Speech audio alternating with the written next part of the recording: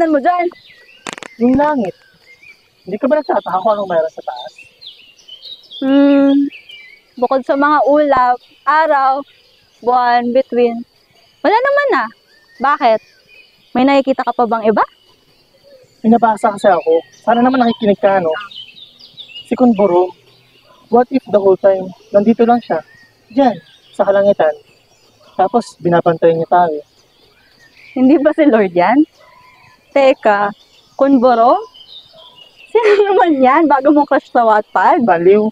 Alam mo, maganda kasi yung kwento. Sana nakikinig ka, no? Kung ano-ano kasi sinasabi mo. Eto na, ayos na. O ano bang kwento niyan? Ganito kasi yan.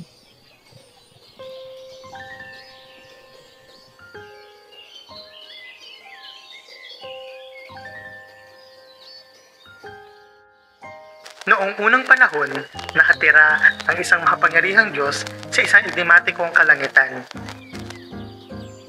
Siya, si Kunborom.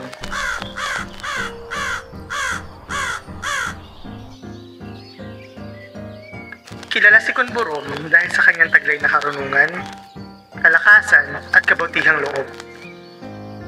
Hindi kailanman nawala sa kanyang isipan na tratuhin ang mortal na mundo ng may habag at pagmamalasakit. Isang araw, napansin ni Kunborom ang mga paghihirap at pagdurusa ng mga nasa lupa. Upang makatulong, walang pag-aatubili siyang bumaba sa lupa at nagmistulang isang mortal. Ilang mga kakahuyan, kagubatan at kabundukan din ang kanyang nilakbay bago makarating sa isang lugar pinaniniwalaang binasbasan ng mga Diyos. Sa katunayan, ang lupang ito ang kinikilala na ngayong Lao. Nakitaan ito ni Kunborom ng kabantugan dahil sa angkin ito nagagandang halaman, katubigan at kalupaan. Kaya dito niya napag-alamang ang lupaing ito ay nangangailangan na lamang na pagyamanin ng mga taong nakatira dito. Ay, parang familiar ha? Sa wildlife ba yan? Yung yung nasa Ano ba? QC? Huwag ka maingay. Lao yan. Lao. Ginamit ni Kunborom ang kanyang dakilang kapangyarihan upang turuang magsaka, magganchilyo at magyari ang mga tao sa Lao. Kalaunan, ang mga tao sa Lao ay umunlad. Iba't ibang kabahayan at pagkakakitaan ang umusbong. Dahilan kung bakit umusbong din ang sibilisasyon sa kanilang lugar. Kaya naman, itinurong nila si Kunborom bilang isang kagalang-galang na pinuno at tagapagtanggol. Ngunit, kahit na naghari man ang kapayapaan at kasaganaan sa Lao, alam ni Kunborom sa kanyang sarili na hindi pa tapos ang kanyang tungkulin. Nakita niya ang kasalukuyang banta ng kadiliman na nakaabang at handang lamunin ang lupain sa kaguluhan at kawalan ng pag-asa. Gayunpaman, hindi natinag si Kunborom at pinagpatuloy lamang niya ang kanyang pagbabantay mula sa kalangitan. Ang kanyang banal na presensya ay isang tanglaw at pag-asa at inspirasyon para sa susunod na henerasyon.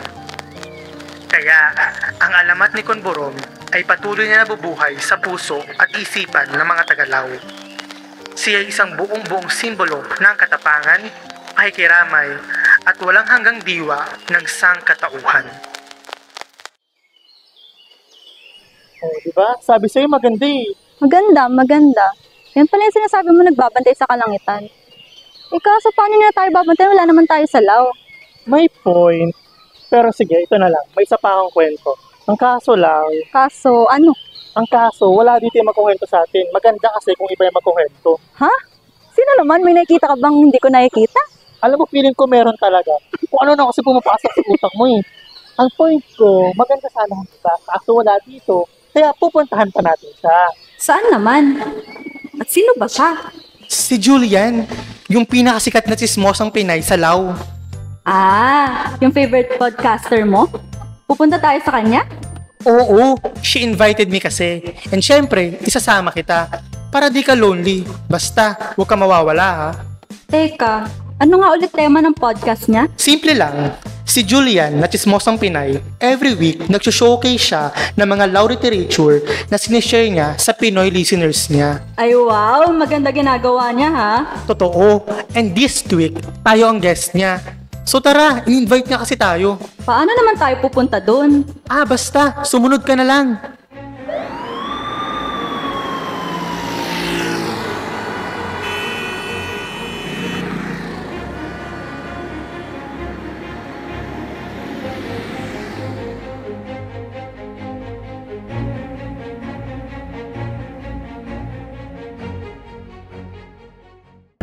Ayan, nandito na tayo. Ah, may order na rin tayo. Ang galing mo naman. Paano tayo nakarating dito? Your Honor, di ko na po maalala.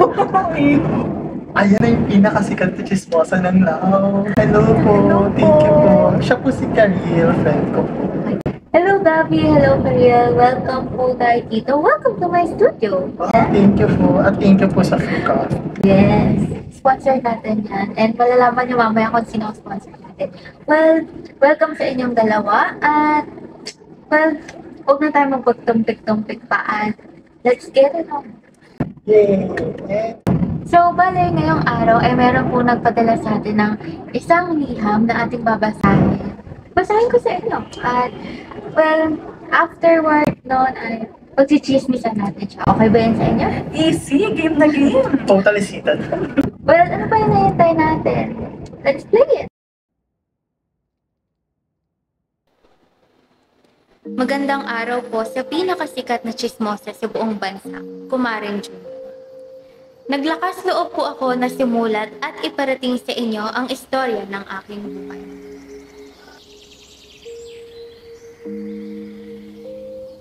Nakatira po ako sa isang tahimik na village sa gitna ng mga nagagandahang burol. Sabi nila ay, ako na raw yata ang pinakamagandang dilag sa amin. Nakilala ako sa aking angking mabuting kalooban, kabaitan at gandang hindi mapapantayan.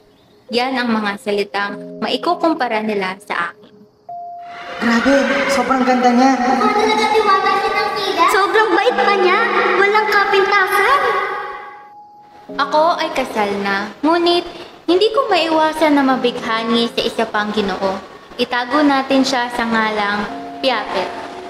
Si Piapet ay matipuno at gwapo. Nabihag niya ang puso ko gamit ang kanyang taglay na alindog at talas ng isip. Piapet, mahal. Hindi naman lingid sa iyong isipan na ako'y kasal na. Ngunit, sana'y huwag mong pagdudaan ang aking pag-ibig sa'yo.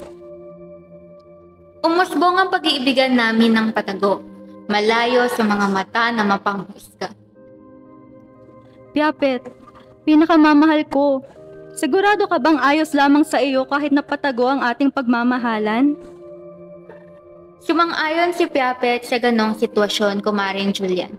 Ika niya'y mahal na mahal din niya ako. Habang tumatagal, mas tumitibay ang aming pagmamahalan. At kapalit noon ay ang mga bulong-bulungan sa aming baryo. Hindi kalaunan ay ang mga chismis na ito ay umabot sa aking asawa, kay Piakan Kak. Dahil sa galit at selos, hinarap niya ako at inakusahan ako ng pagkakanulo ng aming mga panata noong kami ay kinasal.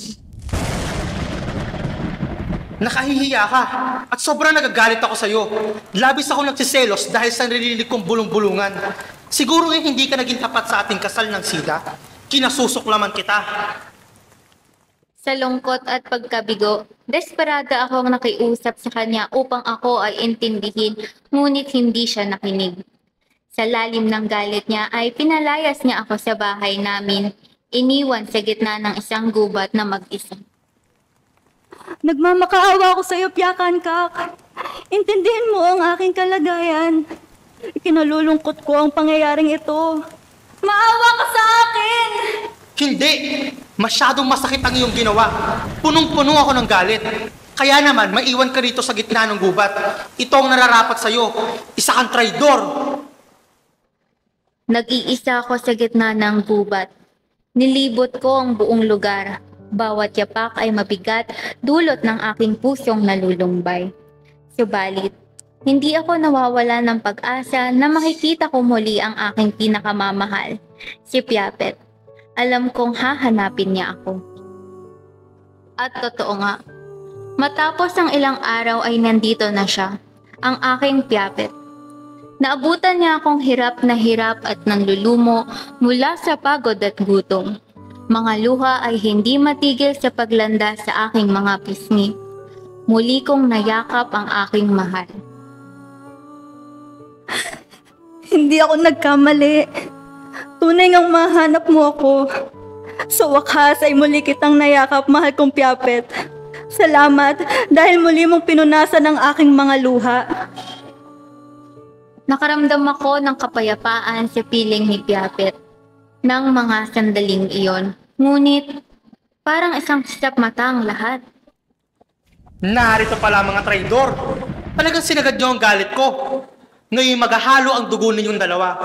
Ang dapat na ginagawa sa mga katulad niyong traidor ay pinapatay. Magsama kayo sa impyerno.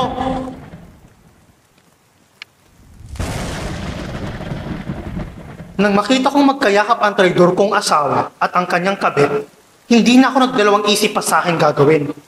Magkayakap silang dalawa at doon ay walang alinlangan kong binoon sa kanilang katawan ang hawak kong espada. Nararapat lamang iyon sa kanila!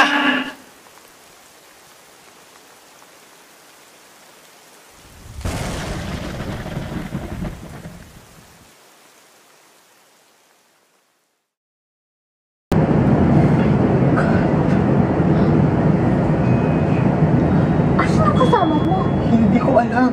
Bigla siya nawala. Alam mo ang totoo kanina, parang nanghihina siya. At parang duguan.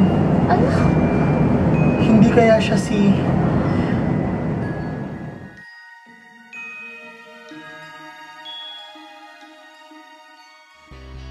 Pag nakita pa lang siya, nasa puno ko, magugulat na yun eh.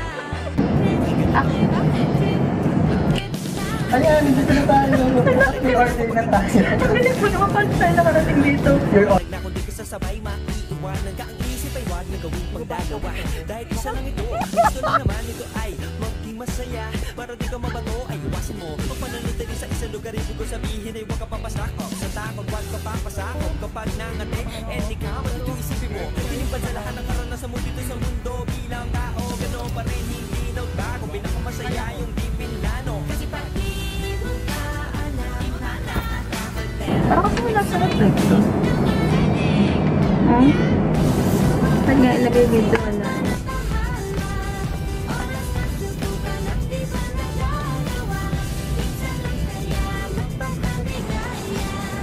Dumatang pa rin ang ano. Parang naman. Kaya anong ginagawa mo dyan?